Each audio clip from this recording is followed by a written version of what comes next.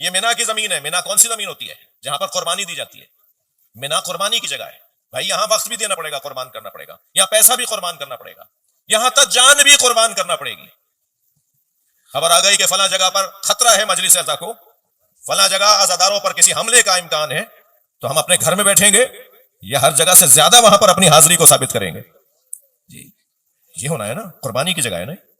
مجھے پہلا مصرع یاد نہیں ہے, اگر کسی کو یاد آئے تو مجھے یاد دلا دے. دوسرا مصرع مگر مجھے بہت اچھا لگتا ہے, اور کیونکہ سارا زور ہی دوسرے مصرے پر ہے, وہی مجھے یاد رہ گیا کہ حسین کہنے کی جرت نہیں تو مر جاؤ.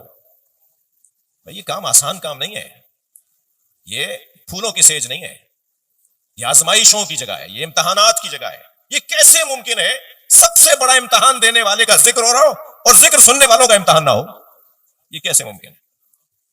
جس کا ذکر ہم کر رہے ہیں اس نے سب سے بڑا امتحان دیا ہے, تو پھر ذکر سننے والوں کا بھی امتحان ہوگا.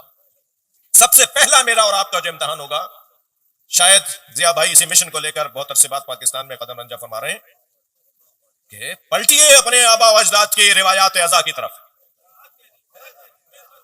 کہاں گئی وہ سادگی, کہاں گئی وہ سچائی, کہاں گئی وہ فرش ازا سے مرادوں کے پورا ہونے کا منظر؟ وہ مادی دوڑ کا, میں آیت اللہ خمینی کی خدمت میں تھا, انہوں نے نصیحت فرمائی علماء کو کہ ایک مادی نعمت اگر آئے گی, حلال کی بات ہو رہی ہے, حرام مادی نعمت تو مادی نعمت وہ نعمت ہی نہیں ہوتی جو حرام ہو. حلال نعمت کی بات ہو رہی ہے, حلال پیسے کی مادی نعمت. ایک مادی نعمت آئے گی تو وہ فرمانے لگے 3 مانوی نعمتیں چھوڑ کر چلی جائیں گی, ان دونوں کی دوستی نہیں ہے. اب ہم آرام بھی چاہتے ہیں, تعیش بھی چاہتے ہیں, لذیذ غذائیں بھی چاہتے ہیں, دبیز فرش بھی چاہتے ہیں, اے سی اور پنکھے بھی بڑے اچھے اچھے چاہتے ہیں, نئے نئے کپڑے بھی عزاداری میں چاہتے ہیں. جی مجھے کہنے دیجیے نا کچھ کڑوی کڑوی باتیں, اپنے آپ سے کہہ رہا ہوں. سب سے پہلے ہم سب یہ ساری باتیں بھی چاہتے ہیں اور دعاؤں کی قبولیت بھی چاہتے ہیں اور امام حسین سے قرب بھی چاہتے ہیں. یہ کیسے دونوں چیزیں چلیں گی نہیں؟ دونوں کی دوستی نہیں ہے آپس میں, ایک دوسرے سے لڑتے ہیں. یہ طے کر لینا میں چاہیے کیا, ورنہ تو کالج یونیورسٹی کے اندر بہترین کلاسیں لگی ہوئی ہیں بھائی, یونیورسٹیز کے اندر بہترین کرسیاں لگی ہوئی ہیں, بعض کالج یونیورسٹیز میں تو اے سی کے کمرے لگے ہوئے ہیں, بچے وہاں پڑھنے جا رہے ہیں. یہ کلاس نہیں ہو رہی ہے, یہ کسی یونیورسٹی کی کلاس نہیں ہے. ہاں ہے, اس کے اندر دید بدلنے کی جگہ ہے, اینک بدل کے دیکھنے کی جگہ ہے. یہاں آنے والا جس نگاہ سے دیکھ رہا ہے اس نگاہ کو کربلائی اینک کہتے ہیں. وہ اقبال کا ایک مصرع بڑا مشہور ہے کہ خیرہ نہ کر سکا مجھے جلوہ دانش فرنگ, سرما ہے میری آنکھ کا خاک مدینہ و نجف. ہمیں اپنی آنکھ میں کربلائی خاک کا سرما لگانا ہوگا, تب جا کے معاملات بہتر ہوں گے. ابھی اس کردو گیا ضیاء بھائی, وہاں کے بچوں کو سن کر خوشی ہوئی کہ وہ اپنی طرزیں بنا رہے ہیں. آپ تو کسی حد تک مجھ سے بھی میرے خاندان کو زیادہ جانتے ہیں.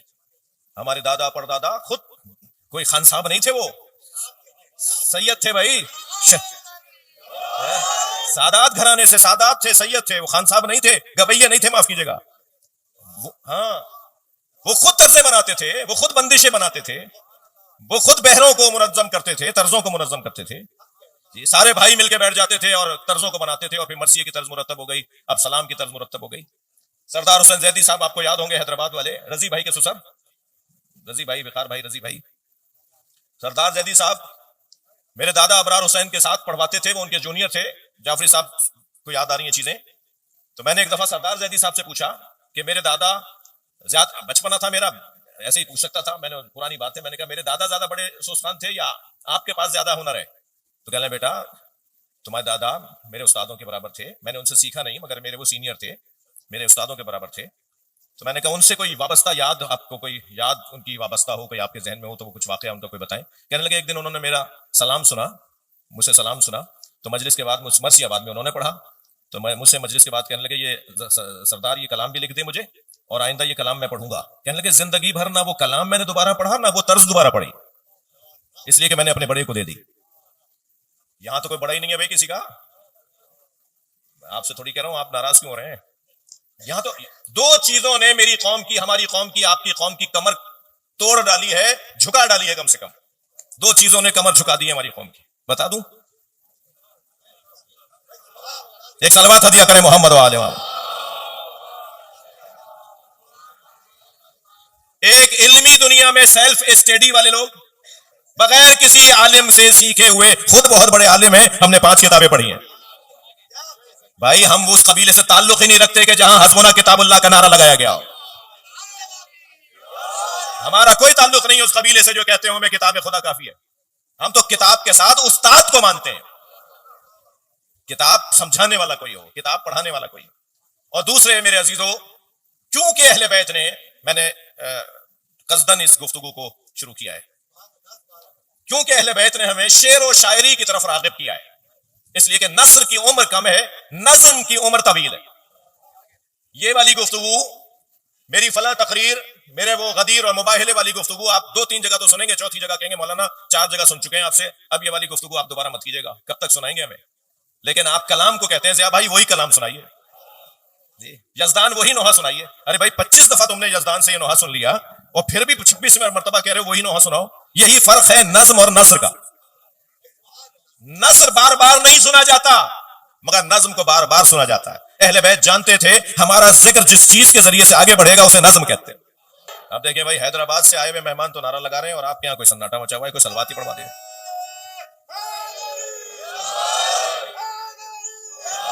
ہاں سنجیدہ گفتگو ہے, ایسے ہی ہوتا ہے. ایک اور سلوات نبی کی ذات پہ. نظم کی عمر کیونکہ لمبی ہے, بار بار نظم کو سنا جاتا ہے, نظم کو پڑھا جاتا ہے. ائمہ اہل بیت نے پوری ہماری قوم کو حوصلہ عطا کیا ہے, تشویق کی ہے, حوصلہ افزائی کی ہے نظم کے حوالے سے. خطیب اعظم ظفر حسن امروی جی, ان سے پہلے تو نثری خطابت ہی نہیں تھی.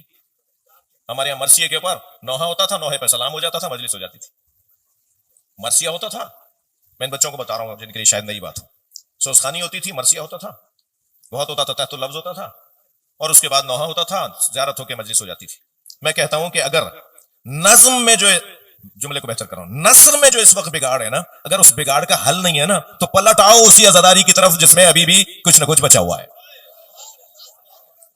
اور اگر اس کی اصلاح ہو سکتی ہے تو اس میں کیونکہ تفسیر قرآن بیان ہوتی ہے, اس میں کیونکہ احادیث بیان ہو سکتی ہیں, اس میں کیونکہ اہل بیت کی تعلیمات اور ان کی سیرت بیان ہو سکتی ہے, تو کیا ہی بہتر ہے کہ اس کی اصلاح ہو جائے. بہت دیر تک آپ کو زحمت نہیں دینی ہے.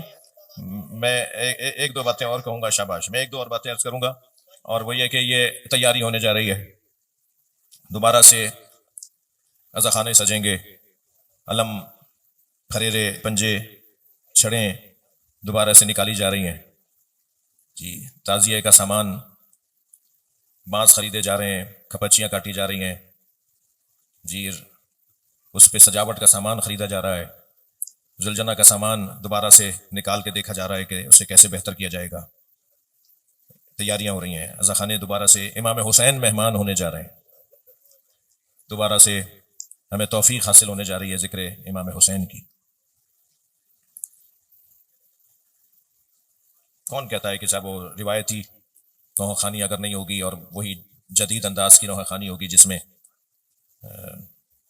گائکی ہے اور خان صاحبی ہے تو لوگ سنیں گے نہیں, جوان سنے گا نہیں. یہ یزدان نہیں بیٹھے ہیں.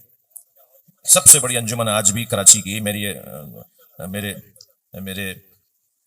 بھائی اگر مجھے اجازت دیں, سب سے زیادہ تعداد میں ماتمی جو ہیں وہ ابھی بھی یزدان کی انجمن میں, یعنی ضیاء بھائی کی انجمن میں.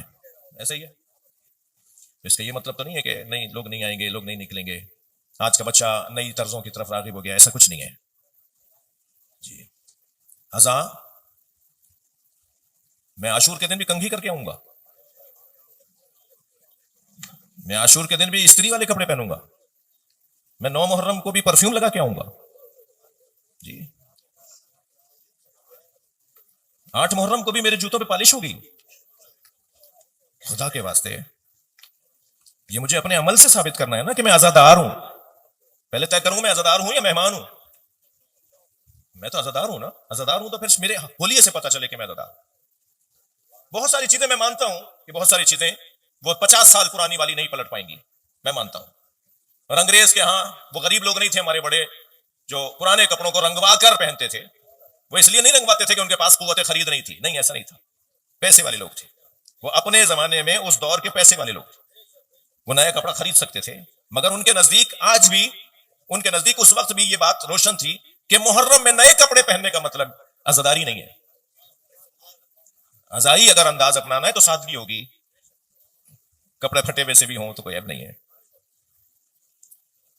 سجاوٹ نہیں ہوگی, ہیئر اسٹائل, گلے میں رومال ڈالا ہوا ہے, مجھے بہت اچھا لگا. ہم سب شریک ہیں اس میں, یعنی اس کے بگاڑ میں بھی ہم سب شریک ہیں, اور اس کو ٹھیک کرنے میں بھی فرشتے آ کے ٹھیک نہیں کریں گے. ہاں, فرشتوں نے آ کے بگاڑا نہیں تھا, ہم جیسوں نے بگاڑا تھا, تو ہم ہی جیسے ٹھیک بھی کریں گے. بھائی ضیاء بھائی نے نعرہ لگایا, ایک اور بلند نعرہ ہے حیدری. ہمیں ٹھیک کرنا ہو.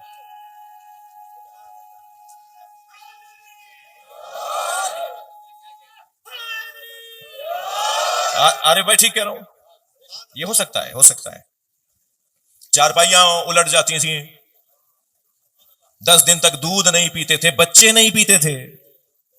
میں بھی انڈیا ہو کر آیا, ایک امام بارگاہ سے باہر نکل رہا تھا, تو میں نے دیکھا لٹیاؤں میں, پرانی زبان میں لٹیا, جی لٹیا میں, لٹیاں ہاتھ میں لیے ہوئے ہندو عورتیں امام بارگاہ میں آ رہی تھیں. تو میں نے پوچھا اپنے ایک دوست سے, تو انہوں نے کہا کہ یہ منت بڑھانے آ رہی ہیں, یہ جھولے پہ دودھ رکھ کے جائیں گی. اب مشکل یہ ہو گئی ہے کہ کیونکہ نیتیں عجیب سی ہو گئی ہیں نا, تو میری کچھ باتوں پر بھی ہوگا صاحب یہ غلط کہہ رہے تھے. آپ لاہور کی مثال لے لیجئے, لاہور میں ذوالجناح ایک ہوتا ہے پورے جلوس میں. بھائی وہ بھی تو عزادار ہے نا, وہ بھی تو ماتمی ہے نا, آپ کے میرے ہی عزیز رشتہ دار ہوں گے نا, کوئی نہ کوئی دوست ہوگا, برادری کا بندہ ہوگا. ہاں روٹ بہت بڑا ہے, تو ذوالجناح کا روٹ معین ہے کہ یہاں تک یہ پھر سواری کو لے جاتے ہیں, دوسری سواری لے آتے ہیں, مگر وہ 2 نہیں چل رہی ہوتی, پھر وہ چلی جائے گی, دوسری آئے گی. اس لیے پورے جلوس میں ایک ذوالجناح مولانا چلتا ہے پورے لاہور میں. تو ذوالجناح کو دیکھ کے منتیں پوری کیوں نہیں ہوں گی؟ یہاں معلوم ہے کہ جس کا دل چاہتا ہے وہ ایک تیاری کر کے آ جاتا ہے. روک کے تو دکھائیے, دھکو کہلائیں گے آپ. مجھے پتا ہے نا اپنی قوم کے حالات کا. صلوات پڑھیں ذرا محمد و آل محمد. آپ ذرا کہہ کے تو دکھائیے کراچی کے اندر بھائی کہ بھائی ایک ذوالجناح مرکزی نشتر پارک کی مجلس کے اختتام پر مصائب کے درمیان ذوالجناح کی زیارت ہوئی ہے نا, وہ ایک ذوالجناح آیا ہے نا زیارت کے لیے. بھائی وہی رہنے دو نا آخر تک. مگر نہیں, کیا کچھ نہیں ہو رہا, مگر اسے کون روکے گا, کیسے سنبھالیں گے؟ میرے پاس تو حل نہیں ہے اس کا سوائے بیان کرنے کے. صلوات پڑھیں محمد و آل محمد.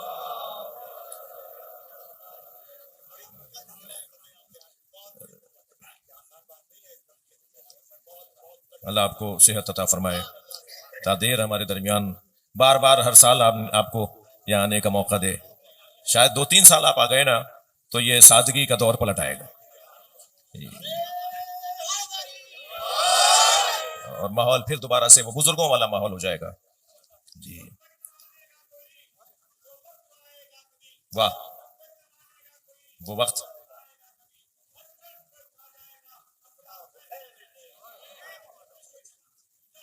واہ.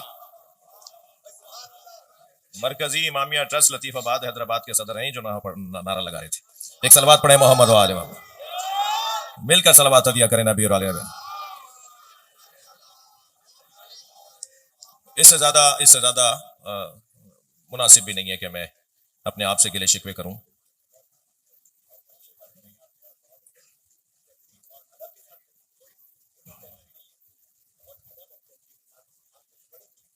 بڑی عنایت.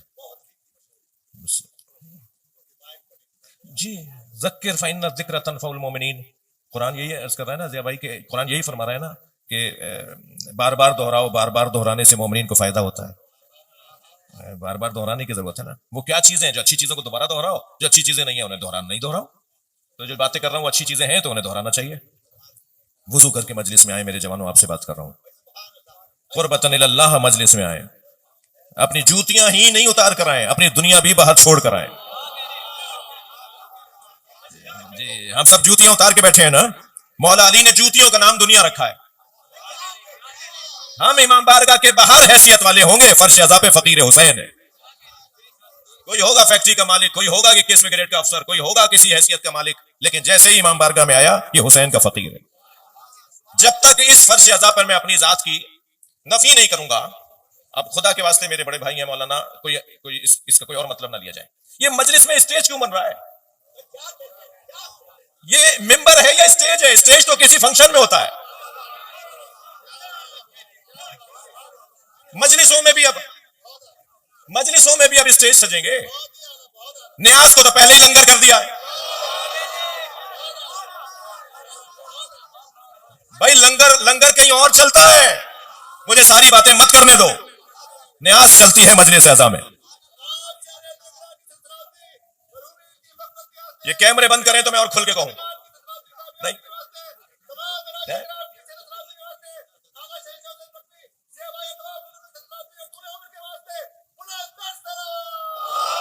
اللہم صلی علی محمد نہیں. علامہ صاحب فرما رہے ہیں جانے دو. اب میری ضیاء بھائی نے تصدیق بھی فرما دی, میری زبان بری نہیں ہے, زبان بری نہیں ہے, اس لیے جانے دو. جی لنگر, یہ جو سکھوں کے گردوارے ہوتے ہیں نا, وہاں جو پرساد کھلائی جاتی ہے اسے لنگر کہتے ہیں. مجلسوں سے کیا تعلق لنگر کا؟ جب آپ نے لنگر بنا دیا تو نیاز جگہ جگہ گری ہوئی نظر آتی ہے. پہلے ایک ایک کھیرا اٹھا اٹھا کے کھاتے تھے, پہلے ایک ایک ذرہ اٹھا کے کھاتے تھے. مجھے اچھی طرح یاد ہے تابوت سے گری ہوئی پھول کی پتی پیروں میں نہیں آتی تھی. اگر ذوالجناح سے پھول کی پتیاں جھڑ رہی ہوتی تھی تو پیچھے پیچھے ادب اور احترام کرنے والے پتیوں کو اٹھا کر وہ اپنے منہ میں رکھ رہے ہوتے تھے, وہ اپنی جیب میں رکھ رہے ہوتے تھے. یہ جو نیاز کھلائی جاتی تھی, نیاز کا ایک ایک چیز, ایک ایک ذرہ, چاول کا ایک ایک دانہ اٹھا کر وہ نیاز کے طور پہ لیتے تھے, اس کا ادب احترام کرتے تھے. آج تو ابھی آپ مجلس کے بعد, ابھی سے مراد سب جگہ یہ ہے نا, جب مجلس ختم ہو جائے تو بیچارے غلام محمد کو 2 دن لگ جائیں گے یہاں صفائی کرنے میں. جی نہیں, ایسا نہیں تھا ہمارے یہاں. پلٹ جائیے. ہم ہی مجلس میں کیا کر رہے ہیں؟ عصر مصطفیٰ میں پلٹ رہے ہیں یا نہیں؟ قائد اعظم سے کسی نے پوچھا جب پاکستان بننے کو تیار ہو گیا کہ آپ سنی یا شیعہ, تو قائد اعظم نے بے ساختہ فرمایا میں عصر مصطفیٰ کا مسلمان ہوں. ہم جتنی دیر مجلس میں بیٹھے ہوتے ہیں اتنی دیر عصر مصطفیٰ میں پلٹ جاتے ہیں. قرآن پڑھا جا رہا ہوتا ہے نا, اس کی تفسیر بیان ہو رہی ہوتی ہے نا, تو پیچھے پلٹنا برا نہیں ہے.